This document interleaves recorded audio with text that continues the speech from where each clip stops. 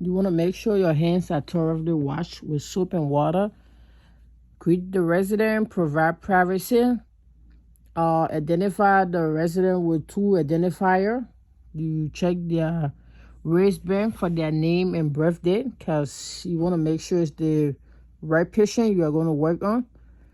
Get all those clothes that are going to be on your way because you don't want to be going back and forth when you start the procedure. So with your clean hands, get out the surgical kit and open it carefully, making sure not to break the sterile process because you don't want to contaminate the entire process. So you got to be careful when you doing that, when you opening the kit.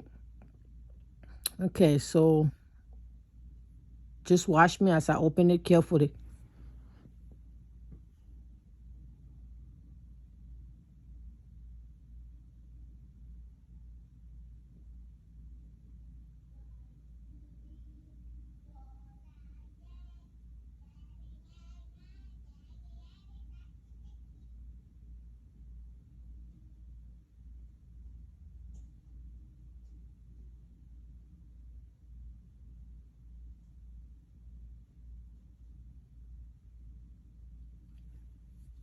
Okay, now that I'm done opening it, the first thing you find in the kit is the sterile gloves.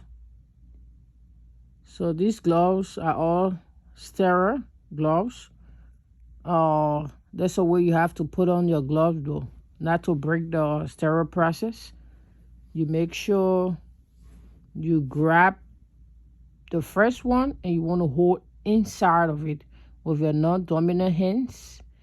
You try to put it on, and then you grab the second gloves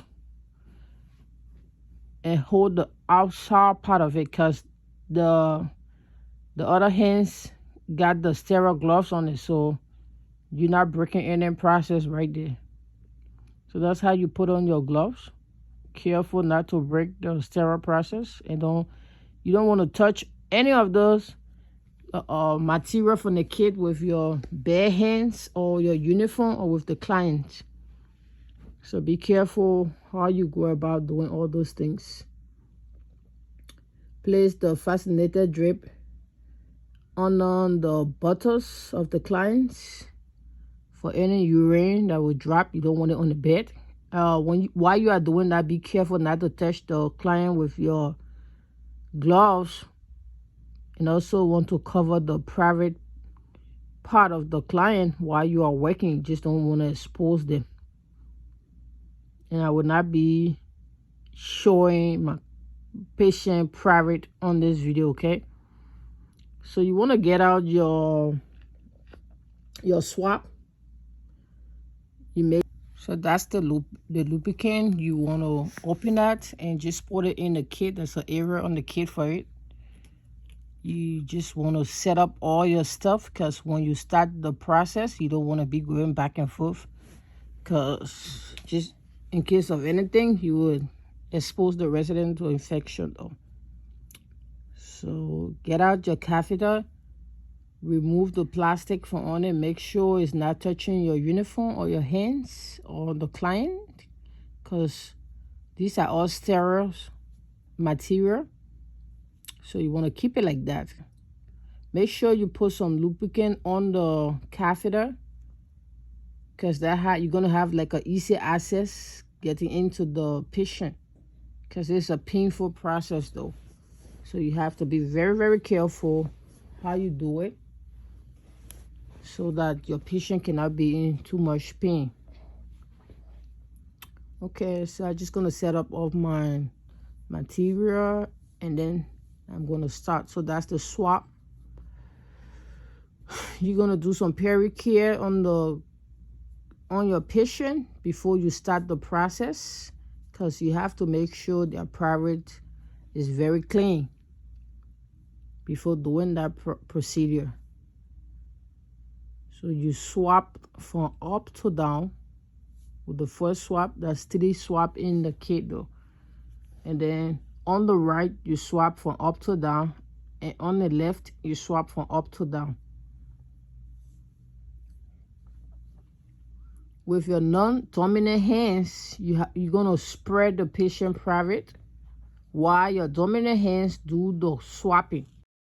You want to lubricate the catheter. Make sure there's a lot of lubricant on it because this process is a painful process. You want to make your patient comfortable as much as possible.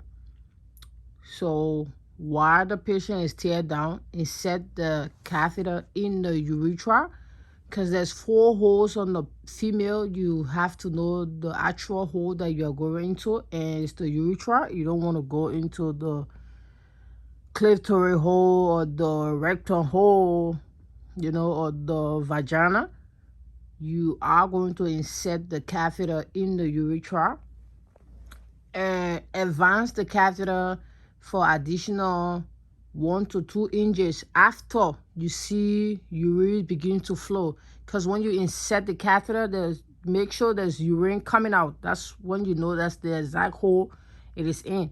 So after the urine begin to flow out of it, you know, just how you giving IV, or getting a blood though. So once you put it in, you see the blood coming out. So once you insert the catheter in, you will see urine. If there's the right hole, urine will come out. Advance the catheter for additional 1 or 2 inches. And then release it in the patient gently, not too fast, because it's a painful process, as I said. And then, so the syringe I just showed you just now is what we use to inflate the balloon on the catheter.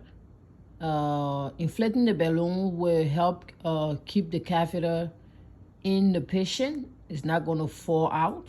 And even if the patient tries to, you want to make sure to attach the drainage system below the bladder of the patient. After doing that, you make sure your client is comfortable. You cover them with a warm blanket. And don't forget to put the bed in the lowest position for safety, because most of the patients are high risk for falling. So clean up all your trash. And the number 1 thing you have to do before leaving that room, make sure to wash your hands thoroughly. Open the curtains and ask your client if they are comfortable. And that's it. Just give them their core light, their glasses, whatever they need. That's how you straight have a patient though. I hope you enjoyed this video. Please like, share, and comment and make your input, okay? Thank you. Have a wonderful time.